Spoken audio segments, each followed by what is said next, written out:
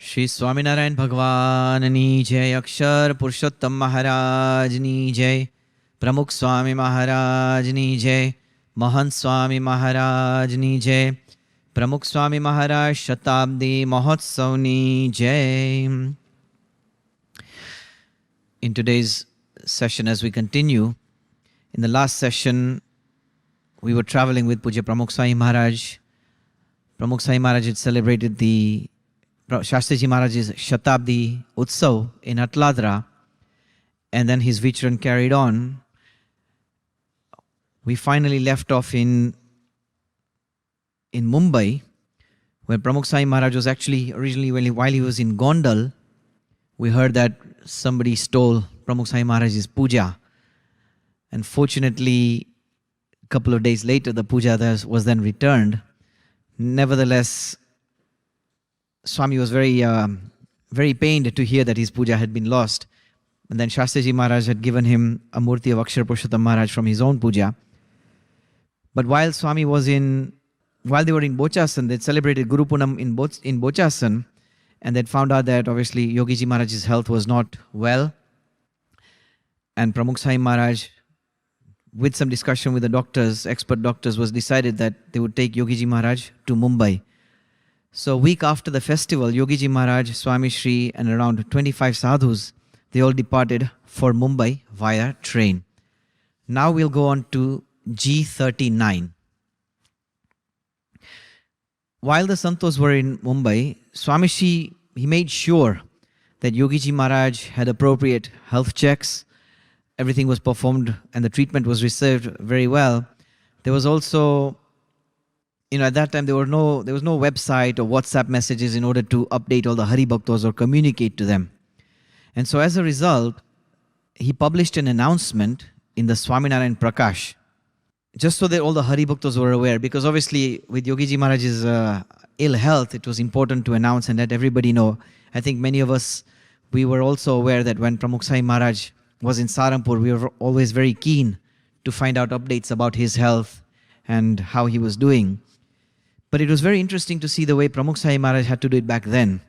So he wrote a public announcement in the Swaminarayan Prakash just to make sure all the Hari Bhaktas were aware of Yogiji Maharaj's condition. But it's also very interesting to see his Guru Bhakti in the announcement. So I'm going to read the announcement in Gujarati. You can see it on the screen in English. Shri અક્ષર પુરુષોત્તમ ઉપાસક સ્વામી શ્રી શાસ્ત્રીજી મહારાજના કૃપાપાત્ર સર્વ સંતો અને હરિભક્તો પ્રતિ વિશેષ પરમ પૂજ્ય યોગીજી મહારાજે 73 વર્ષ પૂરા કરી 74મા વર્ષમાં પ્રવેશ કર્યો છે. તેઓએ આખી જિંદગી સુધી દેહને જરા પણ ગણ્યા સિવાય ભૂખ તરસ ટાઢ તડકો અને એવા અનેક કષ્ટો સહન કરી સત્સંગની સેવા કરી છે. See, Pramukh Swami Maharaj is highlighting again how much seva. First he highlights Yogiji Maharaj's age, and now he's come of that age right now, and he's spent his entire life traveling, doing vichran without caring for his bodily needs and bodily comforts. And then he goes on to say, એ જ રીતે હજુ પણ કરી રહ્યા છે, and he still continues to do his seva in this manner. મોટા પુરુષનો દેહ કાંઈ લોઢા લાકડાનો નથી. Again, putting reality into picture. આ પરિશ્રમની અસર તેઓના શરીર પર જણાય છે. And now we can see the effects on his body right now. ઉંમરને કારણે 2-3 રોગ તો છે જ, અને હવે પણ જ્યારે આ જાતનો પરિશ્રમ કરવો પડે છે ત્યારે અશક્તિ ઘણી જ આવે છે. He's mentioning that Yogiji Maharaj already has 2 to 3 different illnesses, and now the more stress that they put on his body, he begins to feel and experience weakness. ત્યારે અશક્તિ ઘણી જ આવે છે. થાક પણ ખૂબ લાગે છે. He also gets very tired. પોતે ખૂબ જ દયાળુ છે. He's very, very compassionate. પરને અર્થે તેમનું જીવન છે, અને દેહભાવથી પર એટલે કંઈ જ બોલતા નથી. પરને અર્થે તેમનું જીવન છે. Basically, he's dedicated his entire life for other people. અને દેહ ભાવથી પર, so he's above the sentiments and the feelings of his body. And that's why he doesn't complain, he doesn't say anything. પણ શિષ્ય તરીકે આપણી ફરજ છે તે વિચાર માંગી લે છે. Now he's putting into perspective that we are disciples and now the onus is upon us to consider this. આ વખતે તેઓને બોચાસનથી જ અશક્તિ જણાય છે. તે જોઈ તપાસી બધા જ મોટા ડૉક્ટરો તથા વૈદ્યોએ ખાસ ભારપૂર્વક જણાવ્યું છે કે યોગીજી મહારાજને હવે બિલકુલ પરિશ્રમ ન પડે તે ધ્યાન આપવું જોઈએ. So now, considering Yogiji Maharaj's age, it is also very important. The doctors have also guided us that now, and very strongly guided us, that now we should not put any strain or stress on Yogiji Maharaj or any sort of exertion on Yogiji Maharaj. And we should all be careful about this. He goes on to say, તેઓને પધરામણીમાં હાર પહેરાવામાં, પત્ર લખવામાં, ધબ્બા મારવામાં કે પ્રવચન કરવામાં જે શ્રમ પડે છે તે તો થોડા દિવસ સાનિધ્યમાં રહે તેને તરત જ ખ્યાલ આવી જાય છે. It's very interesting to see the way the letter has been written. We saw very similar letters and messages written for Pramukh Sai Maharaj in his ill health as well. And it's very interesting to see how a Shishya, Pramukh Sai Maharaj, is saying the same for his Guru. કે તેઓને પધરાવણીમાં હાર પહેરાવામાં, પત્ર લખવામાં, ધબ્બા મારવામાં કે પ્રવચન કરવામાં જે શ્રમ પડે છે, basically the exertion that he experiences by doing all these things. Anybody who has spent some time with Pramukh Sai, with Yogiji Maharaj would notice the effects. માટે હવેથી પધરામણીએ લઈ જવાનો, ધબ્બો ખાવાનો કે હાર પહેરાવાનો આગ્રહ કોઈએ પણ ન રાખે અને તેઓને પૂરતો આરામ મળે એમ વર્તે તો તેઓની મહાન સેવા કરી ગણાશે. It will be a huge seva for anybody who doesn't insist on padramnis or requesting these kind of blessings from Yogiji Maharaj, just to avoid any sort of exertion. It will be, શું કહે છે, તેઓની મહાન સેવા કરી ગણાશે. યોગીજી મહારાજ તો કેવળ દર્શન now listen to this, very interesting. Yogiji મહારાજ તો કેવળ દર્શન માત્રથી આપણા દુઃખ દૂર કરી શાંતિ આપે એવા સમર્થ પુરુષ છે. Just by the mere darshan of Yogiji Maharaj can give us a lot of peace and can dispel our sorrows accordingly. એટલે હવે દર્શનથી સંતોષ માનીએ તો તેઓ પણ ઘણા રાજી થશે. So he said, let's respect this and just do his darshan. Just be satisfied with his darshan. આ વિનંતી સૌ માન્ય રાખશો એ જ પ્રાર્થના. It is my prayer to everyone to please respect this request.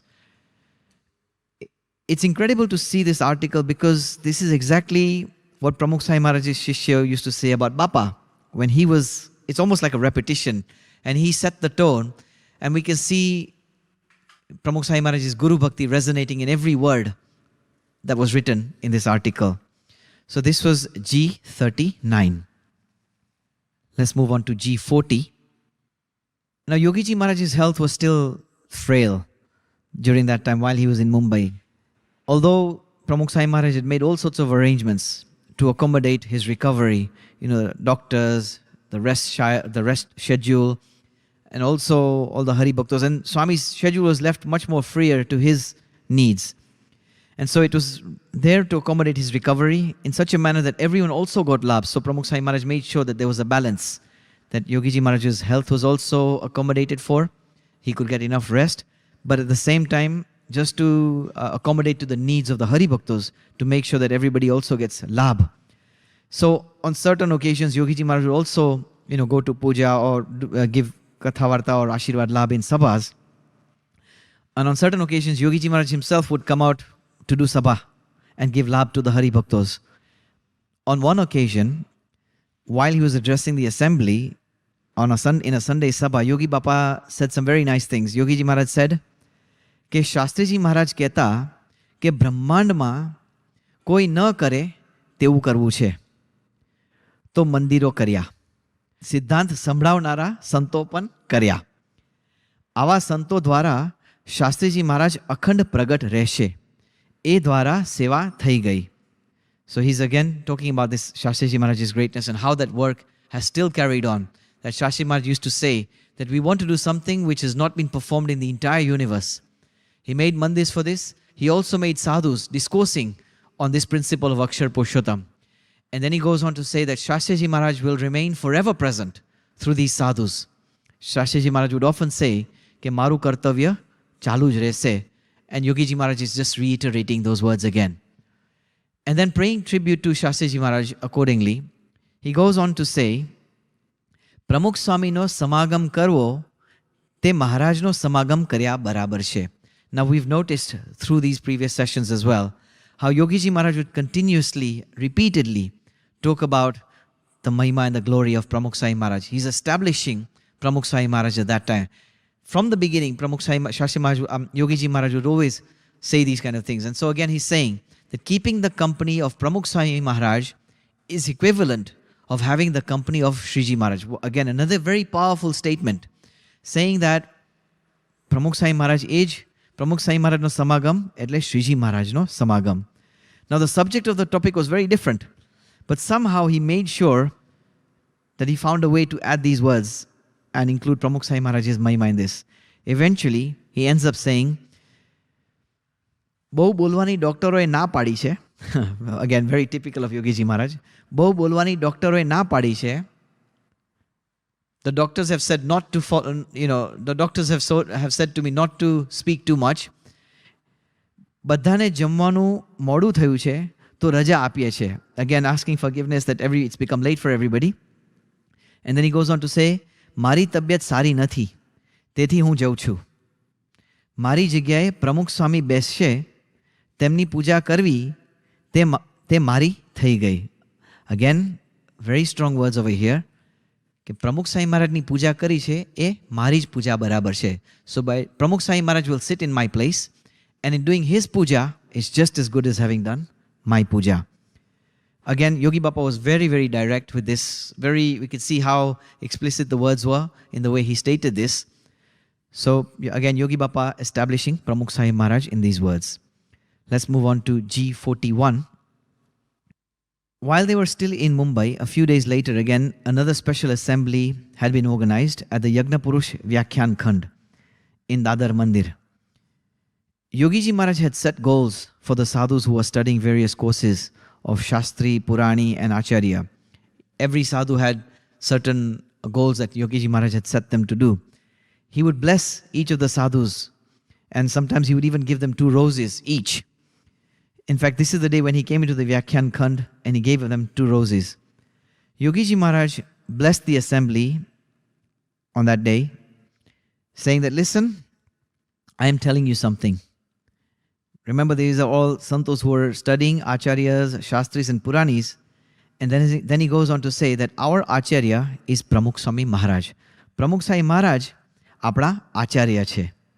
And then he goes on to say, જેમ શાસ્ત્રીજી મહારાજ 3-5 શાળાની ખબર રાખતા, તેમ તમારે મહિને 2 મહિને આંટો મારી જેવો. So he goes on to say that, listen, I'm telling you something, our Acharya is Pramukh Sai Maharaj. Just as Shastriji Maharaj took care of these 3 Pathshalas, similarly, you should also visit here every month or 2. And then he goes on to say, અમે પાયા ગળ્યા, ચણનારા પ્રમુખ સ્વામી છે.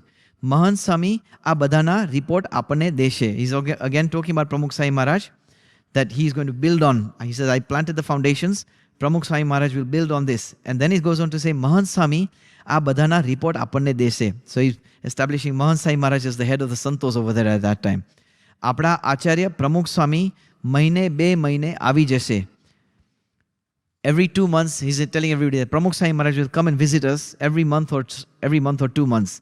And then he instructed Pramukh Sai Maharaj to visit every month or 2. And with these words, Yogiji Maharaj established Pramukh Sai Maharaj as the leader of all the sadhus. Let's move on to G42.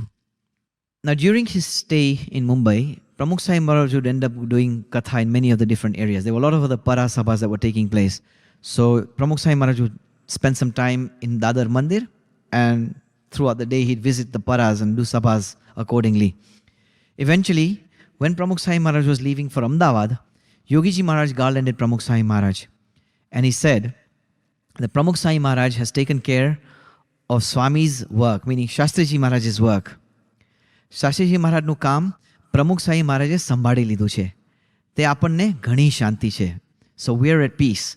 બધા જ હરિભક્તોને પણ રાજી રાખે છે. He's keeping all the હરિભક્તોસ happy. મોટાની દ્રષ્ટિ તે આનું નામ. This is precisely what the divine drashti of the great does. Again, that Shastriji Maharaj's divine drashti has fallen upon Pramukh Sai Maharaj. And as a result, we can see all the great work that Pramukh Sai Maharaj is doing. Let's move on to G43. Now from Ahmedabad, Pramukh Sai Maharaj had to go to Makrana. Now in Makrana, the purpose of going to Makrana was to purchase marble for the two mandirs, Gadda and Ahmedabad. A lot of work was still going on. Not only that, but there was a lot of excess stone that was left over from the construction of the Gadda Mandir. And it was Yogiji Maharaj's wish that even if these stones were removed, then it would cause a less obstruction and it would clear the site. And so he instructed Pramukh Sai Maharaj to see if they could sell all the stones, the remaining stone that were left over from the construction of the Gadda Mandir. Now to fulfill this wish, Pramukh Sai Maharaj then eventually made his way to Makrana. And as usual, Pramukh Sai Maharaj, he boarded the third class coach of the train. At night, he would sleep on the upper deck. And after traveling, whenever he was traveling, he never allowed anyone else to take a bedding for him. Instead, he would sleep on a thin saffron sheet.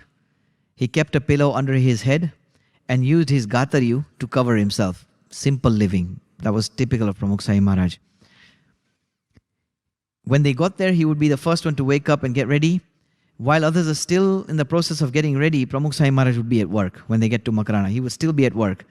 And he never fussed about food. Now, this was one thing that we noticed about Pramukh Sai Maharaj. Never fussy about what food he was eating. Timing was never an issue. He would always be either late or sometimes he would have to skip meals. And while in Makrana, his accommodation also, he would be at the work site, at the Swaminarayan Karkhana. And he would sleep on a stack of marble slabs. Now just imagine, this is the Pramukh Sai Maharaj that we have seen. Very difficult conditions in Makrana. Every day he would leave the work site at 8 a.m. He would visit every single site, every single place that was needed to go. Then he would come back around 2 p.m. He would leave again at about 3 p.m. after having a bit of something to eat. And then come back at 8 p.m. at night. He would count every single stone every night and calculated the measurements in cubic feet. Swami had a very strong knowledge about the stones. We know in the later years, many of us who might have experienced that, Swami was very well versed in construction. He would know the stones. He could tell the stone just by looking at the quality of the stone, just by looking at the stone as well. But he also the measurements of the stone. There were 8 large stones and 300 smaller stones that they needed to sell off. He would go out every day to buy and sell these stones. Sometimes there were no buyers, while at other times the buyers would not agree to the reasonable prices that Pramukh Sai Maharaj and the Santos and the team that would pitch at. All this in the extreme heat. There was a lot of shortage of water, inadequate accommodation. All the others that were with Pramukh Sai Maharaj were also very frustrated at that time. And with these persistent problems, they would complain sometimes. In fact, once they all requested Pramukh Sai Maharaj, let's just leave all this. Let's go back to Ahmedabad. Give everything to Mustafa. Mustafa was the guy that was handling all the work over there. Just give everything to him. We've stayed here long enough. And at that time, Pramukh Sai Maharaj would console them, give them a lot of comfort. And Swami would say, look, we've been here for so many days, yet the stones are not sold. And Yogiji Maharaj, again, faith in Yogi Bapa, that Yogi Bapa will inspire someone to buy the stones.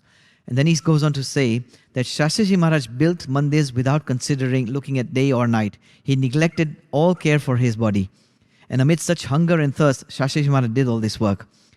And then he goes on to say that I have not been able to contribute in that way. It's incredible how Pramukh Sai Maharaj is comparing himself to his Guru. Despite having traveled and suffered so much difficulties, yet he's saying that it is nothing compared to the difficulties that were tolerated by Shastriji Maharaj. And he goes on to say that I have not been able to contribute in the same way. How can I possibly leave this seva that I have received? Yogiji Maharaj has entrusted me with this kind of seva. How can I let go of this seva? If I go, तो मारी छाती फाटी जैसे. કેવી વાત કરે છે, જો હું આ સેવા છોડીને જાઉં તો મારી છાતી ફાટી જશે. I will be destroyed. It will be very painful for me. Yogi Bapa will be saddened. If I leave after so much hard work, then my seva is of no use. My life will be ruined. Kewa strong words. He's using very strong words to say this. If there is any delay in abiding by the agna, again, he's very focused on Yogi Bapa's agna. If there is any delay in abiding by agna, then happiness and bliss do not remain in my heart. Nowadays, it is much better than before. It's all due to the compassionate grace of Yogi Bapa. We've got it much easier than we did back then. So again, he's reminding everybody that it's much easier for us now than it was back in the day of Shastriji Maharaj. Not only that, it's Yogi Bapa's agna, and we want to make sure that we follow Yogi Bapa's agna. Swamiji then continued giving this encouragement to the team and the strength that was needed with them.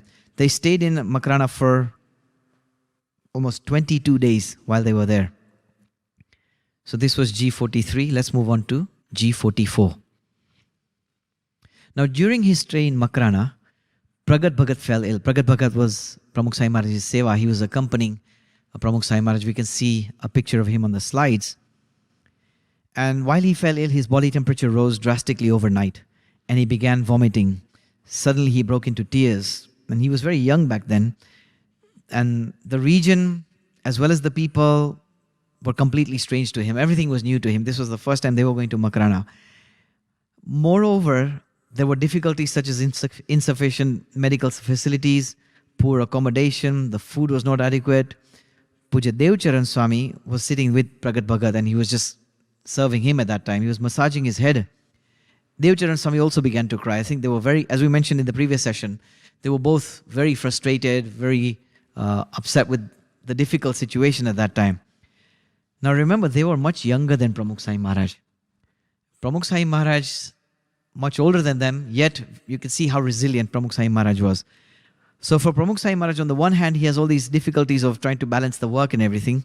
And now the sevaks are losing hope. So now he has to comfort them and try to keep them happy, keep them encouraged, because the task had to be completed. And so one day around 2 p.m., Pramukh Sai Maharaj entered the room from the yard. The sevaks had yet to offer thar to Thakurji. Pragat Bhagat was lying down on the floor in his bedding in one corner in the room. Pramukh Sai Maharaj walked up to him. He sat down and he pressed a soaked cloth with water on his head just to console him and try to massage his head at that time. And then Pramukh Sai Maharaj goes on to say, don't worry, we will be leaving in about 2 or 3 days' time and the fever will soon subside. And then he goes on to say, કે તમે શાસ્ત્રીજી મહારાજને જોયા નથી. તેમની મરજીથી, આજ્ઞાથી આપણે આ સેવા કરવાની છે. It is by Shastriji Maharaj's wish. And he's saying, look, you haven't seen Shastriji Maharaj. હું તો શાસ્ત્રીજી મહારાજની મરજી જોઈને જ પગલું ભરતો. I used to take every step I did with Shastriji Maharaj at the forefront. હું શાસ્ત્રીજી મહારાજની મરજી જોઈને જ પગલું ભરતો. સ્વામીએ એકલા હાથે આ સંસ્થા ઊભી કરી છે. સમજ્યા? It was Shastriji Maharaj one-handed, single-handedly, he brought this sanstha to where it is today. તેમાં માંદા સાજા થયા હતા ત્યારે તો એ એકલા જ હતા. He was alone. He's giving so much energy and comfort to the santos and the sevaks at that time. Shastriji Maharaj તો એકલા જ હતા. એ માંદા સજા હતા ત્યારે તેઓ એકલા જ હતા. આપણે તો 6 જણા છે. Look at us, there's 6 of us over here. તેમાં ગભરાવાનું શું? રડવાનું હોય? આ તો થયા જ કરે. જો આ અટલાદરાના પથરા વેરતા પડાતા મારા આખા શરીરે લાલ ચકામાં થયેલા. રહેવાય નહીં. સ્વામીએ હાથ ફેરવ્યો તો બધું સારું થઈ ગયું. આ નાક નિશાની રહી ગઈ તેમ આને સાંજે સારું થઈ જશે. Now he's using his own example. Okay, I had difficulties as well when we were in Atladra and doing seva, and we've heard about this incident while they were churning the lime. The Pramukh Sai Maharaj reminds Pragat Bhagat and Devcharan Swami, okay, look, while I was in Atladra, I faced similar difficulties as well. My entire body was burnt. My skin had burnt into a rash at that time. And it was very difficult for me to bear the pain at that time.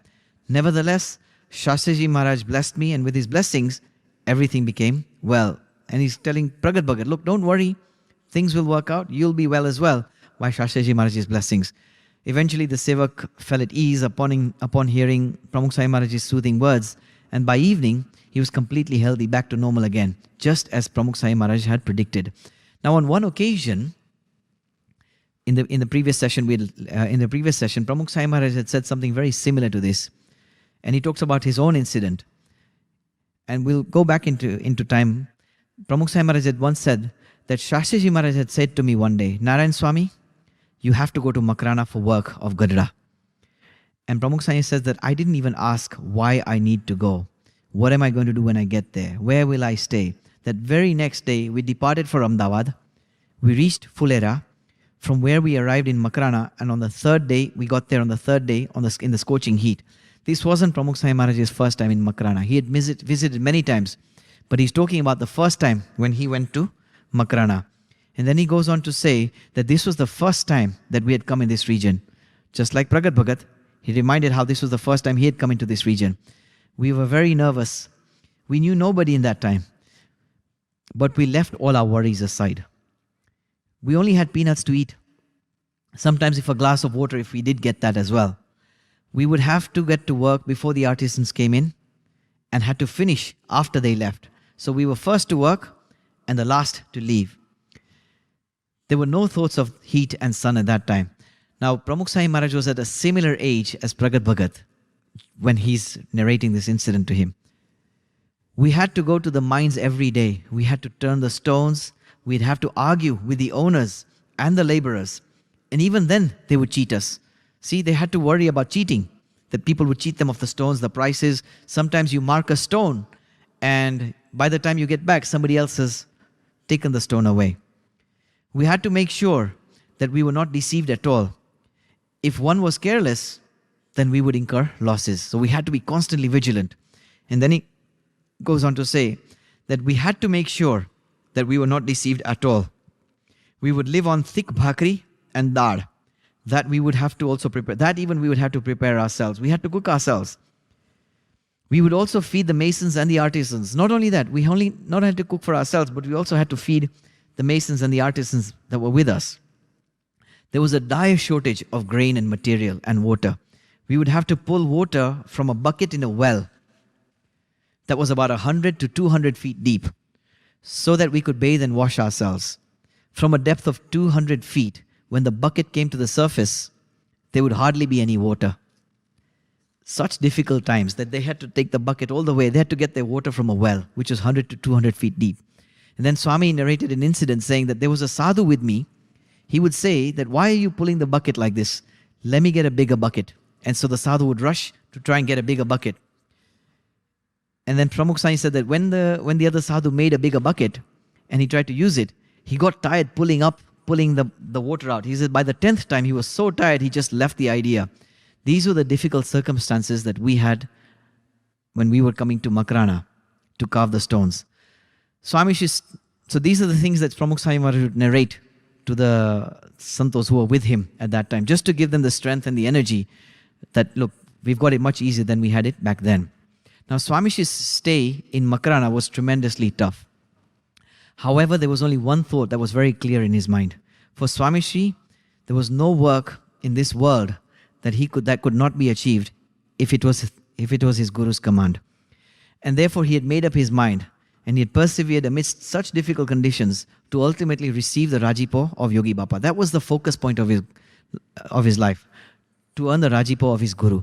Pramukh Sai Maharaj was asked many times in the past as well, that how did you tolerate and go through such difficult times in your lives?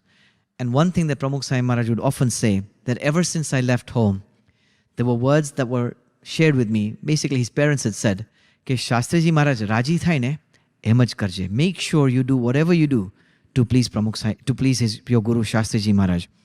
Shastriji Maharaj had entrusted Yogiji Maharaj as the Guru to Pramukh Sai Maharaj, and had told Pramukh Sai Maharaj to stay in Yogi Bapa's Agna. And ever since then, Pramukh Sai Maharaj had made sure that Yogiji Maharaj's commands had become his life goal. Anything that Yogiji Maharaj had wished, Pramukh Sai Maharaj had always done. And accordingly, when Yogiji Bapa told Pramukh Sai Maharaj to go to Makrana, there were so many other things and so many other projects going on. But yet, to make sure that he had pleased Yogi Bapa and followed Yogi Bapa's Agna, he made sure that he did this. And during his stay in Makrana, then eventually Pramukh Sai Maharaj traveled to Jaipur on the 17th of August, and they stayed there until the 23rd of August. Now, sometimes we wonder when we see that there's a mandir in Jaipur today, but we can see the roots and the seeds that were planted back in those days when Shastriji Maharaj had visited there, Yogi Bapa and Pramukh Sahib Maharaj would visit Jaipur. When we hear the Hari Bhaktas that live in Jaipur today, they often say that Pramukh Sahib Maharaj and the Santos, Yogi Bapa Santos that used to come, they were our Bal Mandir Gurus. There was a Hari Bhakt in Jaipur, Raja Bapu. He often says that Puja Ishwar Charan Swami used to take his Bal Sabha. So we can see how far back the satsang roots were planted in Jaipur as well. So during his stay, he would often travel to Jaipur, do satsang over there to carry out some of the work. During his stay, Swami Shri he celebrated the festival of Janmashtami in Jaipur at the Swaminarayan Mandir over there. And then on the 20th of August, this was on the 20th of August, 1965. 20th of August is a very memorable day for us in the UK. It's the same date that Pramukh Sahib Maharaj did the Pratishtha of our Mandir over here. And then after that, he eventually went to Galataj near Jaipur, which is a pilgrimage place over there. From Makrana, Pramukh Sahib Maharaj then travelled to Ahmedabad. And soon after that, they celebrated the Jaljini Ekadashi in Sarangpur on the 6th of September before they finally made their way to Garda. We will end today's session over here. Shri Swaminarayan Bhagwanani Jai.